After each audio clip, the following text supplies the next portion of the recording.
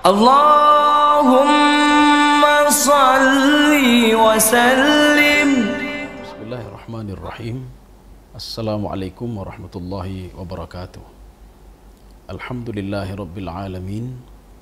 Wassalatu wassalamu ala asyrafil anbiya'i wal mursalin wa ala alihi wa ashabihi ajma'in. Raditu billahi rabba wa bil islami dina wa bi muhammadin nabiyya wa rasula. Rabbi syrah li sadri wa yassir li amri wahlul 'uqdatam min lisani yafqahu qawli. Allahumma ja'al jam'ana hadza jam'an marhuma wa tafarruqana min ba'dihi tafarruqan ma'suma. Kaum muslimin sidang jemaah yang dirahmati Allah Subhanahu wa taala. Kalau kita berbicara tentang keunikan Al-Qur'an, ada beberapa hal yang membuat Al-Qur'an menjadi sebuah mukjizat. Salah satunya apa? Al-Quran menceritakan tentang umat-umat terdahulu. Kalau cerita tentang umat terdahulu, itu banyak dikupas di dalam Al-Quran. Umat-umat yang sudah dihancurkan oleh Allah Subhanahu wa ta'ala. Tapi ada yang sangat unik lagi. Kita akan mengkombinasikan antara Taurat, Injil, dan Al-Quranul Karim. Kenapa di dalam surah Al-Fajr?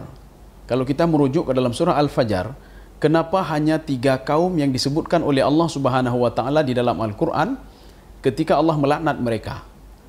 Itu yang pertama adalah kaum Ad. Kemudian yang kedua adalah kaum Samud. Yang ketiga adalah Fir'aun laknatullah. Kenapa mesti ada 3? 3 cerita ini, umat terdahulu ini ada di dalam Taurat dan di dalam Injil. Jadi makanya kalau kita lihat itu ceritanya Nuh dan lain sebagainya, itu tidak ada di dalam Taurat dan Injil. Makanya kita mengambil sampel 3 kaum yang dilaknat oleh Allah Subhanahu wa taala sesuai dengan yang ada di dalam Taurat dan di dalam Injil. Allah Subhanahu wa taala di dalam surah Al-Fajr itu ada 3 kaum, kaum Ad, kaum Samud dan Fir'aun laknatullah. Ada Arab itu, Arab ada 3 ya. Ini sebelum kita cerita tentang siapa itu kaum Ad, siapa itu kaum Samud. Jadi Arab itu ada 3. Yang pertama namanya Arab Aribah. Aribah adalah Arab yang pertama sekali mereka tinggal di Mekah wa takallamal Arabiyah. Jadi yang pertama sekali tinggal di Mekah dan ngomong bahasa Arab. Itulah keturunan Nabi Ismail alaihissalam. Artinya apa? Nabi Ismail yang duluan berada di Arab, kemudian beliau ngomong bahasa Arab sehingga mereka dipanggil dengan Arab Aribah. Kemudian yang kedua, Arab Musta'rabah. Arab Musta'rabah adalah Arab yang mereka itu bahasanya bukan bahasa Arab, tapi mereka ngomong bahasa Arab. Ini namanya Arab Musta'rabah. Jadi aslinya mereka tidak berbicara bahasa Arab sebagaimana Nabi Ismail, tetapi mereka ngomong bahasa Arab, berdialog bahasa Arab, berbicara bahasa Arab, sehingga mereka itu dikatakan dengan Arab Musta'rabah. Itu dua-dua masih ada sampai sekarang. Keturunan Nabi Ismail masih ada. Kemudian orang yang masuk pendatang ke Arab itu, ke Mekah itu, dan dia ngomong bahasa Arab, itu namanya Arab Musta'rabah. Artinya Arab pendatang ya, bukan Arab yang berasal dari keturunan Nabi Ismail alaihissalam. Kemudian yang ketiga adalah pembahasan kita pada pertemuan ini, yaitu Arab Ba'idah. Arab Ba'idah adalah suku Arab yang tidak ada lagi keturunannya sampai sekarang. Salah satunya apa? Kaum Ad dan kaum Samud. Maka kaum Ad dan kaum Samud adalah kaum Arab Ba'idah. Artinya tinggal cerita saja, kaumnya sudah tidak ada lagi, keturunannya pun sudah tidak ada lagi. Makanya ketika kita merujuk ke dalam Al-Quran pada surah Al-Fajr, Allah Subhanahu wa taala mengatakan kepada Nabi Muhammad sallallahu alaihi wasallam, "Alam tara kaifa fa'ala rabbuka bi'ad." Ini kita mulai dengan kaum Ad. Kaum Ad adalah kaum yang mereka itu diberikan kecerdasan luar biasa oleh Allah Subhanahu wa taala. Sehingga mereka itu dipuji oleh Allah, allati lam yukhlaq mithluha fil bilad, irama dzatil imad. Kenapa mereka itu dipuji oleh Allah? Irama dzatil imad allati lam yukhlaq mithluha fil bilad. Kecerdasan mereka itu membuat mereka itu inovatif ya. Inovatif, kreatif dalam melakukan sesuatu, bahkan mereka bisa membuat bangunan yang sangat hebat sekali. Irama dzatil imad allati lam yukhlaq mithluha fil bilad. Jadi artinya tidak ada yang bisa menyaingi mereka. Memang pada waktu itu ya, peradaban waktu itu, artinya apa? Peradaban waktu itu tidak, secara logika tidak mungkin ada kaum seperti itu. Maka dipuji oleh Allah Subhanahu wa taala, begitu hebatnya mereka. Ini kaum Ad. Jadi Ad itu adalah kaum yang diturunkan Nabi Hud kepada mereka, kaum yang letaknya di antara Yaman dan Oman. Jadi Nabi Hud diutus oleh Allah Subhanahu wa taala untuk mendakwahi mereka supaya mereka ingat dan bersyukur, berterima kasih kepada Allah Subhanahu wa taala yang sudah memberikan kecerdasan kepada mereka sehingga peradaban mereka tidak ditemukan pada kaum-kaum yang lain. Kecerdasan mereka, kehebatan mereka tidak kita jumpai pada orang lain. Tetapi mereka itu menolak Nabi Hud alaihissalam. Mereka menolak Nabi Hud. Sehingga apa? Mereka dilaknat oleh Allah Subhanahu wa taala di dalam Al-Qur'an, sehingga dikirimlah angin yang sangat kencang sekali. Jadi angin itu sab'ata ayamin, thamaniyata ayamin husuma. Jadi 8 hari berturut-turut 7 malam. 8 hari berturut-turut 7 malam, angin tidak pernah berhenti-berhentinya. Maka kalau kita merujuk ke dalam tafsir Sawi, apa kata Imam Sawi? Karena anginnya sangat kencang, itu disebutkan birihin sarsarin atiyah. Jadi bukan angin itu bersuara saja, sarsar itu bersuara. Jadi angin bersuara, angin itu kalau tidak kencang tidak bersuara dia. Kenapa? Karena gesekan-gesekan benda itu sehingga mengeluarkan suara. Maka dinamakan dengan sarsarin. Birihin sarsarin atiyah. Sudah anginnya bersuara, atiyah, kencang lagi. Saking kencangnya angin itu, makanya angin itu, ini kalau kita merujuk ke dalam tafsir Sawi, angin itu masuk melalui hidung mereka, kemudian setelah itu keluar melalui duburnya. Karena di antara struktur tubuh manusia yang paling lemah itu, engsel paling lemah itu adalah leher. Maka lehernya copot, ya, leher mereka copot semuanya. Inilah yang Allah katakan di dalam Al-Quran, fahal tara lahum mim baqiyah. Artinya apa? Mereka itu diazab oleh Allah Subhanahu wa taala sehingga tidak ada sisa satupun dari mereka. Bahkan yang lebih sadis lagi, itu mereka itu di dalam tafsir Sawi diungkapkan fahamalahum ar-riyahu fahamalathum riyah. Angin itu membawa mereka ke lautan. Jadi semuanya dibawa ke lautan sehingga yang tinggal cuma tempat tinggal mereka saja. Dan tempat tinggal mereka itu ditutupi oleh padang pasir yang sangat tinggi sekali sehingga tidak bisa dideteksi sampai sekarang tentang keberadaan kaum Ad. Ini kaum ini memang tidak ada lagi. Kenapa? Karena sudah diazab oleh Allah Subhanahu wa taala dan tidak ada keturunannya yang hidup sampai sekarang. Maka dinamakan dengan kaum Arab Ba'idah. Walaupun ini cerita tentang masa lalu, ini satu kaum yang pertama ini. Ini cerita masa lalu, ini adalah pelajaran penting bagi kita semua. Artinya jangan jadi seperti kaum Ad. Mereka diberikan nikmat oleh Allah Subhanahu wa taala, tetapi mereka lupa kepada pemberi nikmat. Kaum yang kedua, memang posisi mereka itu dengan posisi yang jauh. Posisinya jauh dan nabinya pun berbeda. Yaitu kaum Samud. Kaum Samud itu letaknya di antara Yordania dan Saudi Arabia. Mereka itu diberikan kecerdasan oleh Allah Subhanahu wa taala. Ini kaum Samud ya. Ada yang mengartikan Samud itu nama kakek mereka. Ada yang mengatakan Samud itu qillatul ma'. Artinya air yang sangat sedikit sekali. Maka dipanggil dengan Samud. Kecerdasan mereka diakui oleh Allah dalam Al-Quran. Alladzina jabu sakhra bilwad.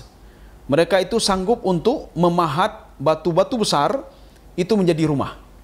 Sehingga kalau kita melihat di dalam tafsir Ibnu Katsir, itu hampir ribuan batu yang mereka pahat menjadi rumah.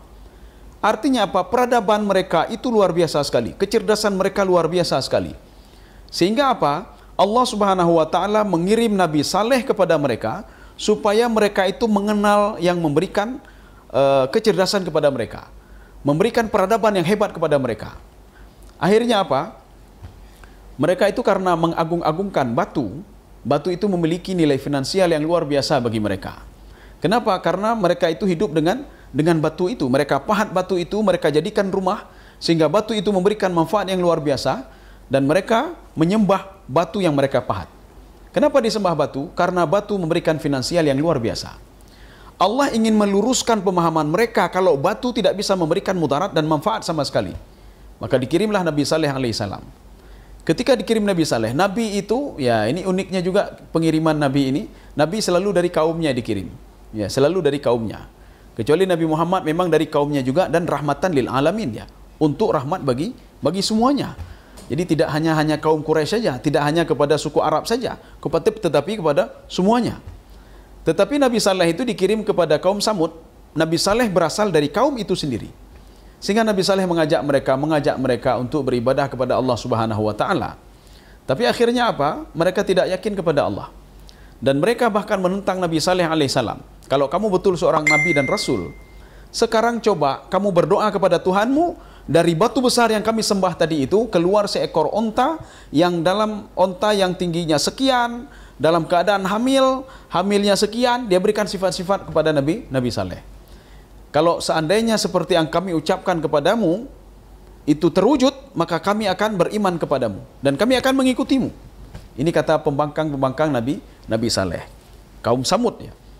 Namun setelah itu Nabi Saleh juga merasa bingung juga, ini bagaimana ini minta supaya bukit gunung itu terbelah menjadi dua dan muncul di situ seekor onta. Bagaimana mungkin itu? Akhirnya Allah Subhanahu wa taala menyuruh Nabi Saleh, kamu begini saja wahai Saleh, bisa kita kabulkan permohonan mereka, tapi dengan syarat, kumpulkan seluruh masyarakat waktu itu. Supaya apa? Mereka melihat keajaiban yang luar biasa nanti. Dari gunung yang besar itu yang mereka sembah itu, muncul seekor onta dalam keadaan hamil, tingginya sekian, umurnya sekian, sesuai dengan permintaan mereka. Artinya apa? Itu kan dakwah juga ya, sambil berdakwah. Tapi tiba-tiba ketika itu Nabi Saleh berdoa kepada Allah dan disaksikan oleh umatnya. Tapi waktu itu apa? Ada yang beriman, ada juga yang tidak beriman kepada Allah Subhanahu wa taala. Akhirnya onta yang tadi itu menjadi ujian bagi mereka. Nabi Saleh berpesan kepada kaumnya, kalian tidak boleh membunuh onta ini. Karena onta ini berasal dari Allah Subhanahu wa taala. Kalau onta ini kalian bunuh, tunggu saja azab yang akan diturunkan oleh Allah. Ini kita bicara masalah kepercayaannya. Artinya apa? Mereka tidak percaya, mereka tidak yakin. Sehingga mereka itu menyewa seseorang untuk membunuh onta ini. Jadi kalau di dalam Al-Quran itu disebutkan seorang laki-laki yang paling pembuat maksiat paling besar ya, untuk membunuh ontanya Nabi Saleh. Akhirnya apa? Dia bunuh onta Nabi Saleh itu. Inilah yang dikatakan dalam Al-Quran itu, kalau seandainya satu orang berbuat maksiat, yang lain cuma diam saja, maka Allah menganggap yang lain itu setuju dengan maksiat yang dilakukan oleh seseorang tadi. Makanya onta Nabi Saleh dibunuh oleh seorang pemuda. Tetapi apa? Azabnya mereka terima semuanya. Kenapa? Karena mereka semua itu setuju dengan apa yang dilakukan oleh pemuda ini. Ya. Jadi kalau tidak salah namanya Murad atau siapa itu ya, artinya orang yang paling maksiatnya paling tinggi ya pada masa itu, paling banyak berbuat maksiat. Akhirnya pemuda inilah yang diambil, dipilih untuk membunuh ontanya Nabi Saleh alaihissalam. Setelah dibunuh onta itu, Nabi Saleh mengatakan tunggu azab Allah Subhanahu wa taala dalam beberapa hari lagi. Akhirnya apa? Mereka terus mendatangi Nabi Saleh, kapan datang azab Allah? Kapan datang azab Allah Subhanahu wa taala? Akhirnya mereka itu melakukan dua kesalahan. Kesalahan yang pertama, mereka menentang Nabi Saleh alaihissalam. Kesalahan yang kedua, mereka menantang Allah Subhanahu wa taala untuk menurunkan azab kepada mereka. Sehingga karena dua tantangan inilah, maka mereka diberikan azab double oleh Allah yang tidak pernah diberikan pada kaum yang lain.